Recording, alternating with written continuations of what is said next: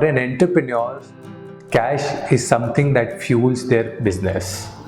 Being an entrepreneur, I know how stressful it can be when you don't have enough cash in your business to make payments to your vendors or employees on time. With my 8 years of experience into accounting and compliance industry, I have seen these 5 common cash flow mistakes that entrepreneurs make that even kills a profitable business. Even if you are not an expert in cash flow management, you can avoid killing your profitable business by avoiding these 5 mistakes that I'll show you in this video. Hi, I'm CA Piyush Bansal. I help business owners optimize their business and life. Let's jump into the concept. So the 5 mistakes that I'll be talking about is not starting with the first one, not planning for reliable revenue. Now, this is one of the common mistakes which most of the small entrepreneurs make. So what happens is, when you start a business, you get into a product or services which is not of high profit margins, or which has very small profit margins in their context, which result into very low revenue coming into their business, and that becomes the very source and the root of making this problem. So in order to fix this, you need to have 2 things in your business. First is, think of long term and focus on sustainable products and services. What does that mean? Think on a very long horizon in terms of what are those sustainable products or services which you can offer, which will last for a decade at least, and that should become the foundation of a business, so that you make sure that you get a good recurring income day after day after year after year at the same rate. And at the same time, you need to focus on creating a product funnel. This is a very important. What is a product funnel? In product funnel, you need to have these 3 categories of product. One is easy to buy product. This is a very low price product which might have low margins attached to it. This is a very easy product in a sense that consumers are readily available to buy it and get into your to know you and know your business as such. And from thereafter, you create a second level of product, which is a medium price product with a little high margins attached to it. And thereafter, the third range of product, which could be a premium product or services, wherein you have high profit margins attached to it. So this way you'll be able to create a funnel for your customers wherein you'll have low margins, medium margins and high margin products, which will streamline your revenue in a very good long-term perspective and sustainable method. Having said that, the second concept or the mistake that most people make is not planning for high fixed recurring expenses. Especially after COVID, this is a situation which has been felt by very small business with small and medium entrepreneurs, where they had to shut down their business because they were not able to afford the fixed expenses. In order to solve this problem, what you can do is you focus on 2 specific high costs, which is your payroll cost and your rental cost, if there is any. In terms of payroll cost, try to negotiate with your employees, and in your salary structures, you put in a clause wherein if there is a shutdown, what is the terms and conditions and payout would be fixed for that. Or even when they are working from home, what could be the structures for that.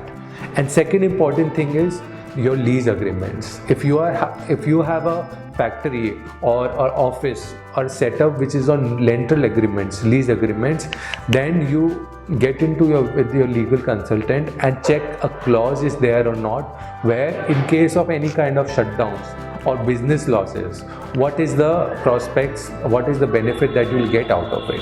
It could be reduced rental cost or it could be no rental cost for specific periods. This clause was really helpful for the people in the shutdown who were able to who had high recurring costs and who were able to survive in that context. Third important thing that I want to talk about over here is failure to think and act in terms of cash flow. Now, being an entrepreneur, you just need not be into the product or services, sales or marketing. You also need to think in terms of cash flow. So for that to happen, you need to take calculated risk considering your cash flows. So if you are considering to expend some amount in your marketing or into a new product or anything, then you need to see how will it impact your cash flows in short run and in long term. And it's the same in case of when you're planning, you need to have a buffer cash in your account, so that in case of any uncontingencies or any extraordinary expenses that comes into account, you have enough funds to equally manage your operating expenses. So these are two important things that you need to see in context of cash flow mindset, so that things go smooth even in the case of contingencies. Then comes not having budget for marketing. Now in today's time, marketing is a really important component that needs to be focused around when it comes to growing your business. And most common mistake that people make is not having a budget for it. We ideally suggest you can have 5 to 10% of your budget allocated to marketing based on the kind of product and service you are offering, and this percentage could be of the percentage of your turnover. So avoid making this mistake and not having a marketing budget. Thereafter, stick to that budget. Even for those people who have a marketing budget, they don't stick to that marketing budget, and that is really very much required.